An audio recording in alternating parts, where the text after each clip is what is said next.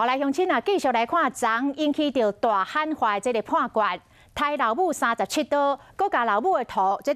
剁落来，结落楼骹。一审是重判无期徒刑，但是高等法院认定伊食毒无辨识的能力，所以逆转甲改判无罪。马上这个网络顶就开始流传咯，讲这个食毒变做杀人无罪保命符。法务部长蔡清祥今仔日专工出面验证来声明，讲这个高检署已经准备要来上诉。讲虽然最近出现一寡甲民众的认知较有落差的判决，但是除了尊重判决之外，嘛要呼吁大家唔通误会讲无辨识的能力，就会当来免除刑责。杀老母，搁将遗体抌落楼骹的业主一审无期徒刑，二审改判无罪，重新得到自由，较无半工尔，又搁骹口、手铐，互人掠去关。因为虽然无罪，也毋过进行伊甲朋友冤家，因为伤害罪被判拘役55天。目前我们是把它配置在一个单人的设防。那今天在做完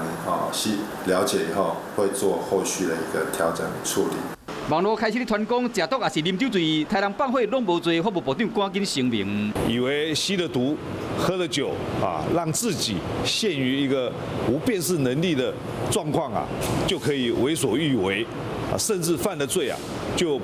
不要受到刑事的处罚，这是错误的。若想要杀人去食毒，依然必须接受法律的制裁。若是食毒、啉酒、行为能力受到影响来犯案，才有可能减刑还是免刑。所以讲，虽然这案情好各界着惊，不过高等法院无罪判决，关键就是这一点。被告平常跟他的妈妈相处并没有不睦，这个也经过证人以及邻居的证实，所以他并没有杀人的动机。判决一日出来，承办的检察官已经随调阅卷证的资料，要研究相关的法律的疑点，就等收到判决书了后，要随提出上诉，依照法律要维持社会公义。